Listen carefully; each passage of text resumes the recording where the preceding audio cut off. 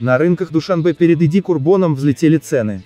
В Таджикистане накануне праздника Иди-Курбон резко повысились цены на рынках на продовольственные товары, сообщает источник «Спутник Таджикистан». Так, на центральном рынке Душанбе дыни и арбузы еще 3 дня назад стоили 25-30 самани. Теперь же эти фрукты по цене ниже 50 самани не найти. Стоимость персиков выросла в 2 раза, с 8-10 самани за килограмма, до 10-25. Однако народу в преддверии священного праздника Иди-Курбон на всех рынках очень много. Жители Таджикистана спешат купить продукты, чтобы завтра накрыть дома праздничный дастархан. В Минэкономразвития придумали, как снизить цены на мясо. Каждая семья накрывает в этот день праздничный стол и готовит разнообразные блюда. На столе также будут выставлены многочисленные сладости и угощения для родственников и гостей. Президент Таджикистана Эмомали Рахмон, поздравляя граждан Таджикистана с Иди-Курбоном, напомнил о бессмысленности богатого стола, о том, что расточительность во время праздника лишь наносит бессмысленный ущерб семейному бюджету. Празднуй, но скромно, насколько оштрафуют богатый дастархан на Иди-Курбон.